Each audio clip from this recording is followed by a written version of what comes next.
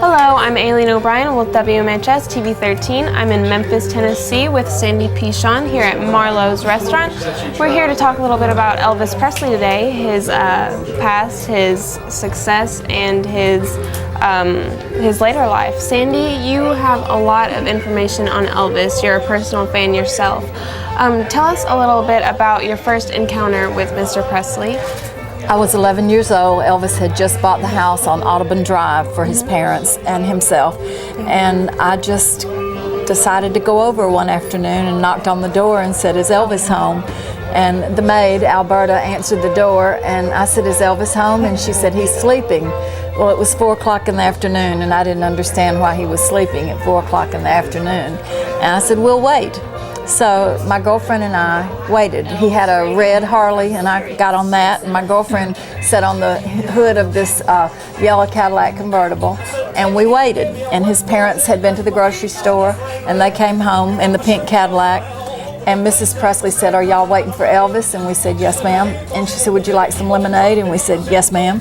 So Mr. Presley brought the lemonade out to us when he was getting the more groceries and everything. So we waited, and I said, "Do you think he's going to come out?" And she didn't say anything because she was facing the back door where I was facing the backyard.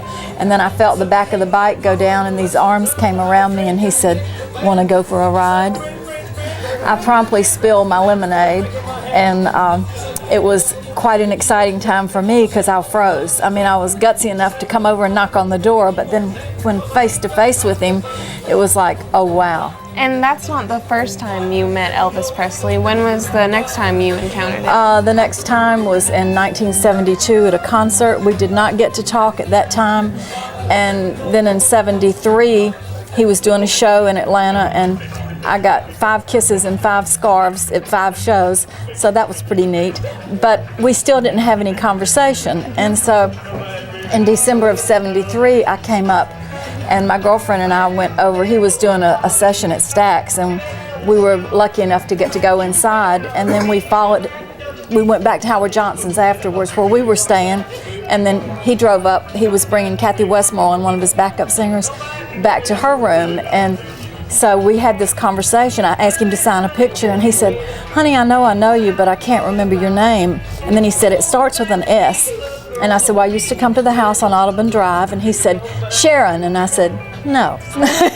And he had started to sign the picture SH, and you can see where he made it into an A for Sandra. So we talked a little bit, and when we left, he said, I guess I'll see you on tour." And I said, "I guess you will."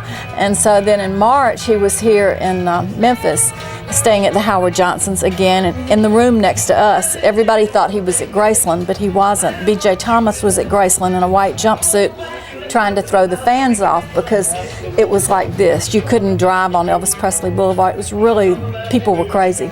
And so he came out, and he just looked at us and just did this, and we nodded. We never tried to make a big deal. And then we ran out to the balcony to take pictures of him getting in the limo. And he looked up and he said, "Are y'all going to the show?" And we said, "Yes." And he said, "Well, let's go." So we ran down the steps. We got in Joyce's car, and it was like a motorcycle policeman, Elvis's limo, our car, the other limo behind us, and then another motorcycle policeman. And so we're going through the streets of Memphis at like 85 miles an hour. It was surreal. And I have pictures of all of this.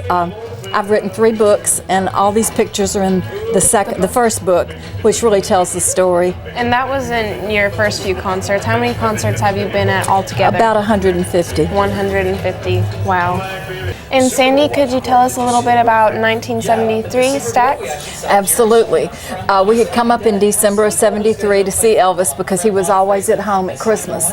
And when we got to the gate, his cousin Harold said, "He's over at Stax cutting an album. Y'all need to go over there." So, if I'm gutsy enough to knock on the door at his house, I'm going to try to get in the record studio. So we went back and we sat down in the car, and it was starting to snow. And a few minutes later, this guy came out of the studio, and he had 2 cups in his hand. And he stopped by our car, and he said, the man inside, I let the window down, he said, "The man inside thought you might be cold." And we were like, the man inside, so he hands us 2 cups of hot chocolate. So we're like, wow, how did he even know we're here? Because they had boards over the windows you could not see in from the back. Looking back, I'm sure there was a camera, but at that time, I wasn't thinking, you know. So we're drinking our hot chocolate, and a few minutes later, the guy comes out again, and I said, he's gonna run us off. And she said, we hadn't done anything, you know. So I let the window down again, and he said, if you'd like to come in, you can come in, but there'll be no photography, no questions, no talking. We're like, okay. I said, I almost knocked him down with the car door getting out, you know. So we go in, and we were not in the same room with Elvis. Elvis was off to the studio in the right, and he had on a burgundy corduroy shirt with a little short waist-length cape, black pants, and black boots with a silver toe. His hair was messy, you know, with the headphones. Oh, he looked good. So we could hear what he was doing. It wasn't like in speakers around, but we could hear through there what he was doing. So we stayed there till almost 3 o'clock in the morning. And Elvis said, did anybody order out for pizza? And they said no. And he said, well, let's call it a night. So they came in and they said, you're going to have to leave. So Elvis was driving a white Stutz, and he sent Sonny West, his chief of security, out to warm up the car.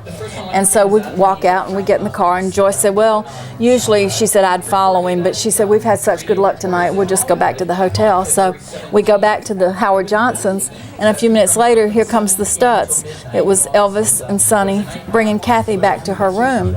So when we saw him, we just stopped. I put my camera on top of the ice machine because Joyce said, whatever you do, don't ask him for a picture because he has glaucoma and the flash bothers his eyes. So I'm just standing there. And when he got out of the car and saw us, he said, don't you girls ever sleep?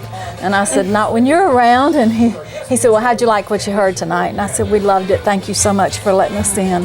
So that's when he signed the picture for me and said, I know you, I just don't remember your name. He sounds like a really personable person. He was very approachable, and he was very considerate.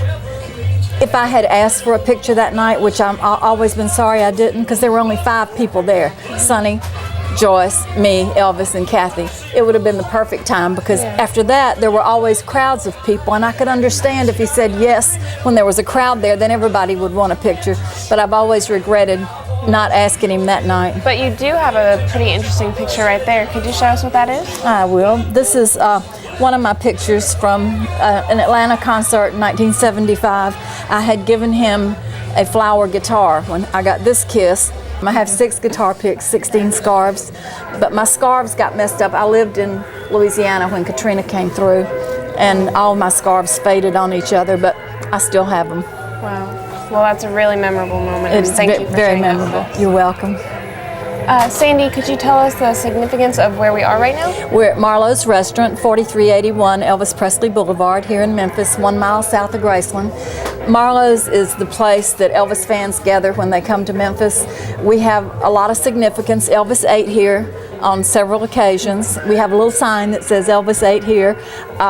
We have pink Cadillac limousines. We'll pick you up at your hotel, bring you here to eat, and then take you back home at no charge. And we play Elvis music. We're an Elvis-themed restaurant. We have a pair of Elvis's snowmobile mittens on the wall here. We have a gi signed by his karate instructor. We have a replica jumpsuit. We are definitely an Elvis restaurant. And it looks like it, and it's really great. Thank you. Thank you. Thank you for coming.